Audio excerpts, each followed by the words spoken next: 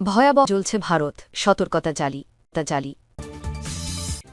ভেনিক্রি শুরু করল যুক্তরাষ্ট্র। ভয়াবহ ভারত, সতর্কতা জারি।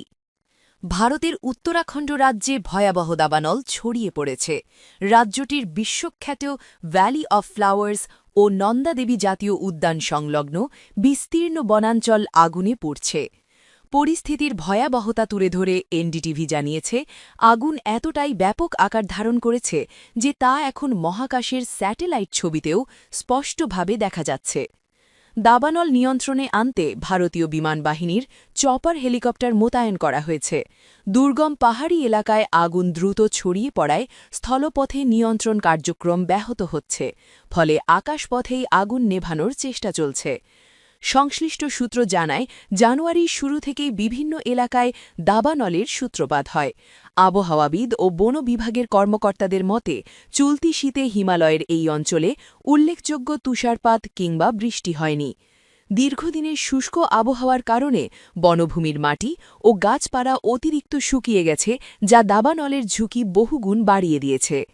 এই পরিস্থিতিতে উত্তরাখণ্ড রাজ্যের জন্য ইতোমধ্যে ১,৬০০টিরও বেশি সতর্কবার্তা জারি করেছে ভারতের ফরেস্ট সার্ভে অফ ইন্ডিয়া।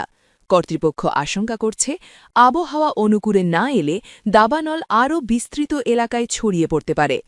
পরিবেশবিদদের মতে, জলবায়ু পরিবর্তনের জেরে শীতকাল ক্রমশ উষ্ণ ও শুষ্ক হয়ে উঠছে। এটাই এই ধরনের দাবানলের প্রধান কারণ। তারা জানিয়েছেন, এই আগুনে হুমকির মুখে পড়েছে হিমালয়ের অমূল্য জীববৈচিত্র্য।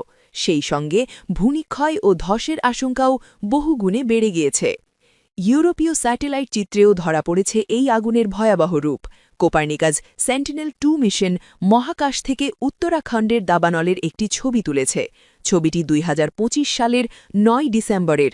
তবে ২০২৬-এর জানুয়ারিতে পরিস্থিতির খুব একটা পরিবর্তন হয়নি, বরং নন্দা দেবী বায়োস্ফিয়ার রিজার্ভের কিছু অংশও নতুন করে তীব্র দাবানলের কবলে পড়েছে। ভেনিক্রি শুরু করল যুক্তরাষ্ট্র। আনুষ্ঠানিকভাবে ভেনেজুয়েলা থেকে তেল বিক্রি শুরু করেছে ট্রাম্প প্রশাসন। প্রাথমিকভাবে প্রায় $৫০০ মিলিয়ন তেল বিক্রির কাজ চূড়ান্ত করা হয়েছে বলে জানা গেছে। ট্রাম্প প্রশাসনের একজন কর্মকর্তা সংবাদ মাধ্যম সিএনএনকে এ তথ্য জানিয়েছেন বলে আনাদোলু এজেন্সির প্রতিবেদনে বলা হয়। হোয়াইট হাউসের কর্মকর্তারা জানিয়েছেন, আগামী কয়েকদিনের মধ্যে আরও তেল বিক্রির সম্ভাবনা রয়েছে। খবর বিবিসির। চলতি মাসের শুরুতে মার্কিন প্রেসিডেন্ট ডোনাল্ড ট্রাম্প বলেছিলেন, বিশ্বের সবচেয়ে বেশি তেল মজুদ থাকা ভেনেজুয়েলার তেল সম্পদ ব্যবহার করতে চায় যুক্তরাষ্ট্র।